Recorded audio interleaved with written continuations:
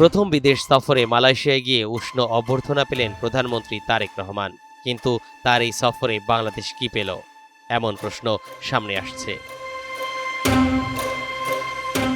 প্রধানমন্ত্রী তারেক রহমান ও তার স্ত্রী জোবাইদা রহমান সোমবার সকালে পুত্রাজায় মালয়েশিয়ার প্রধানমন্ত্রীর কার্যালয়ে পৌঁছালে তাদের লাল গালিচার সংবর্ধনা দেওয়া হয়।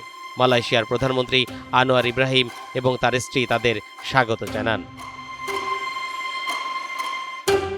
সংবর্ধনা অনুষ্ঠানের পর প্রথমে একান্ত বৈঠকে মিলিত হন দুই নেতা। পরে তারেক রহমান ও আনোয়ার ইব্রাহিমের নেতৃত্বে দুই দেশের প্রতিনিধি দলের দ্বিপক্ষীয় বৈঠক অনুষ্ঠিত হয়। সেখানে দুই দেশের মধ্যে বিভিন্ন বিষয়ে সহযোগিতা এগিয়ে নেওয়ার আলোচনা হয়।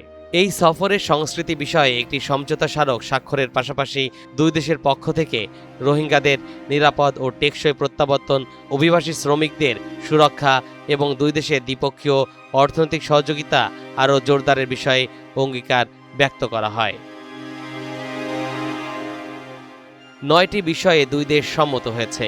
যৌথ বিবৃতিতে বিশ্ববিদ্যালয় শিক্ষা পর্যায়ে সহযোগিতা বাড়ানো, ডিজিটাল অর্থনীতি, কৃত্রিম বুদ্ধিমত্তা, জ্বালানি খাতের পাশাপাশি ইসলামী অর্থনীতির সম্ভাবনাকে বিবেচনায় নিয়ে হালাল শিল্পে সহযোগিতা বাড়াতে দুই দেশের প্রধানমন্ত্রী সম্মত হন। আরও গুরুত্বপূর্ণ কিছু বিষয়ে আলোচনা হয়। বিশেষ করে জনশক্তি রপ্তানি ও মুক্ত বাণিজ্য বিষয়ে আলোচনা হয়েছে, যদিও স্পষ্ট কোনো সুখবর এখনও আসেনি। প্রধানমন্ত্রী তারেক রহমান বাংলাদেশের পক্ষ থেকে আরও বেশি কর্মী নিতে মালয়েশিয়ার প্রধানমন্ত্রীকে অনুরোধ করেন। সেই সঙ্গে মালয়েশিয়ার শ্রম বাজারে দ্রুত বাংলাদেশি কর্মীদের জন্য উন্মুক্ত করে দেওয়ার আহ্বান জানান। এছাড়া অনিয়মিত শ্রমিকদের বৈধকরণ এবং আটক বাংলাদেশিদের প্রত্যাবর্তন বিষয়েও আলোচনা হয়েছে বলে জানা গেছে।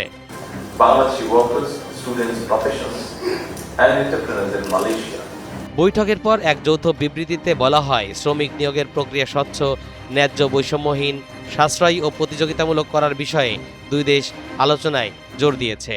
বৈঠকে বাংলাদেশের তরফে জ্বালানি খাতে সহযোগিতা জোরদার করার উপর গুরুত্ব দেওয়া হয়। এলএনজি সরবরাহ ও এলএনজি অবকাঠামো গড়ে তোলার ক্ষেত্রে সহযোগিতার বিষয়ে দুই দেশ সম্মত হয়েছে। Now, we have to enhance bilateral relations. We discussed as foreign minister. Malaysia দক্ষিণ পূর্ব এশিয়ার আঞ্চলিক জোট আসিয়ানের প্রভাবশালী সদস্য, আর বাংলাদেশ দীর্ঘদিন ধরে আসিয়ানের সঙ্গে অর্থনৈতিক ও কৌশলগত সম্পর্ক বাড়ানোর চেষ্টা করছে। বিগত অন্তর্বর্তী সরকার ডক্টর মোহাম্মদ ইউনুস বাংলাদেশের আসিয়ান স্বপ্ন পূরণে মালয়েশিয়ার সহযোগিতা চেয়েছিলেন। এবার তারেক রহমানও সেই পথ অনুসরণ করলেন। আমাদের দেশে যে টেকনিক্যাল ইনস্টিটিউশনগুলো আছে, এগুলো আমরা ডেভেলপ করতে চাই, এগুলোকে আমরা আপগ্রেড করতে চাই। তরিকুল ইসলাম, এনটিভি অনলাইন।